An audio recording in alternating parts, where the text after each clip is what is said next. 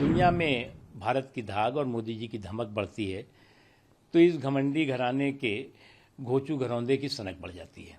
Australia के प्रधानमंत्री कहते हैं prime minister Modi is the boss.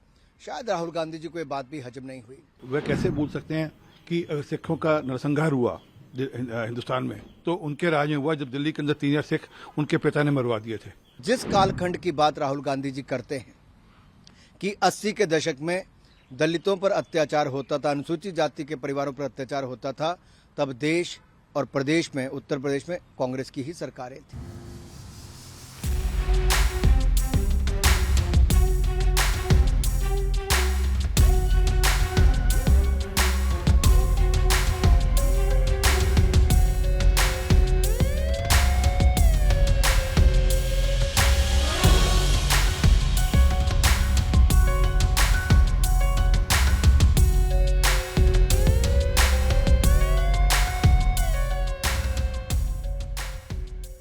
जब जब दुनिया में भारत की धाक और मोदी जी की धमक बढ़ती है तो इस घमंडी घराने के घोचू घरौंदे की सनक बढ़ जाती है।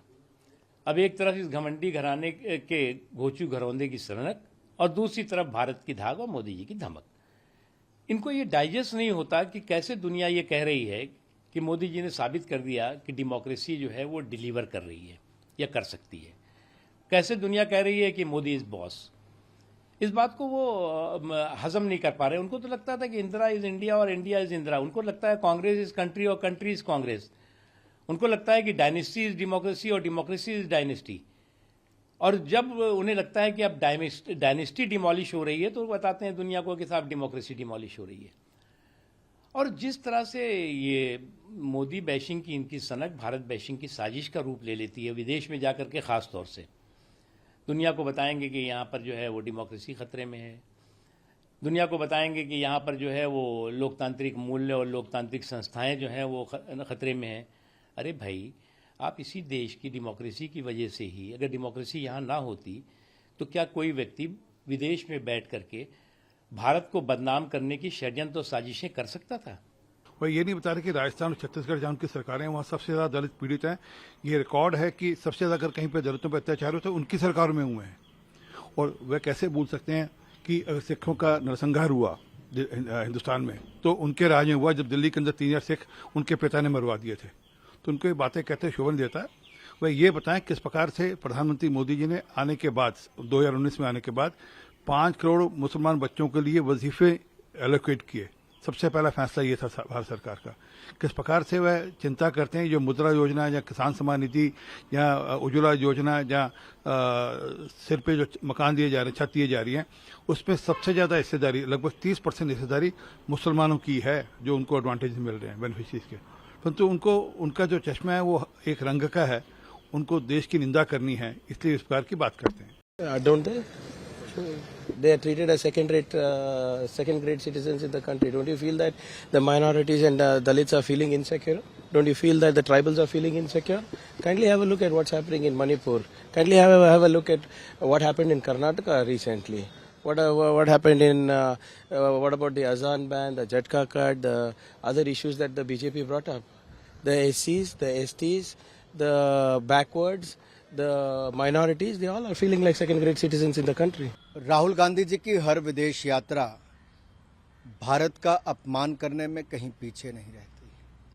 और इस बार की प्रायोजित ये विदेश यात्रा भी उसी दिशा में है जहां वो अपमान तो प्रधानमंत्री मोदी जी का करना चाहते हैं, लेकिन अंत में देश का अपमान करने से नहीं हटते। पूर्व में भी आप देखें, वो भारत को एक राष्ट्र ही नहीं मानते, वो तो राज्यों का संघ कहते हैं और भारत के बढ़ते कदमों पर भी प्रश्न चिन्ह खड़ा करते हैं। आखिरकार राहुल गांधी जी विदेश में जाकर क्या पाना चाहते हैं? ऑस्ट्रेलिया के प्रधानमंत्री कहते हैं prime minister Modi is the boss. शायद राहुल गांधी जी को ये बात भी हजम नहीं हुई। इटली की प्रधानमंत्री ने जब कहा कि मोदी जी दुनिया के सबसे लोकप्रिय नेता हैं और किसी देश के प्रधानमंत्री अगर उनको अभिनंदन पांव छूकर करते हैं, शायद ये 75 वर्षों में कभी नहीं हुआ, तो कांग्रेस इसको हजम नहीं कर पाई। जिस कालखंड की बात राहुल गांधी जी करते हैं कि 80 के दशक में दलितों पर अत्याचार होता था, अनुसूचित जाति के परिवारों पर अत्याचार होता था, तब देश और प्रदेश में, उत्तर प्रदेश में कांग्रेस की ही सरकारें थी। सबसे पहले तो श्रीमान राहुल गांधी चाहे देश में हो चाहे विदेश में हो, उसका एक ही काम है कि मोदी जी को गाली देना और देश को बदनाम करना।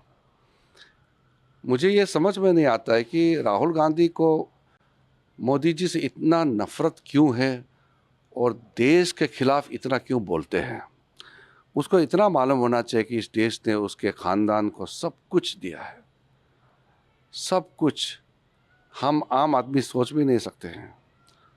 उसके परिवार को इतना सम्मान दिया है, फिर देश को क्यों इतना बदनाम कराते हैं। और एक आम आदमी इस देश का प्रधानमंत्री बन गया तो वो राहुल गांधी बर्दाश्त नहीं कर पा रहे हैं। और उसका भाषा और जिस शैली में वो बोलते हैं उसको लोग आजकल कोई सीरियसली लेता नहीं है। सिर्फ जो हमारा देश का खिलाफ काम करने वाला एक गुट है, एक ग्रुप है, एक गिरोह है, वो प्रमोट करते रहते हैं राहुल गांधी को। देश के लिए सोचने वाले, देश के लिए मर मिटने वाले, भारत देश के लिए कुछ काम करेंगे सोचने वाले राहुल गांधी और ये जो कुछ लोग हैं, इनके बातों पे कभी भी ध्यान नहीं देते हैं। Subscribe to Midday India. Get direct notifications on all our videos by clicking on the bell icon.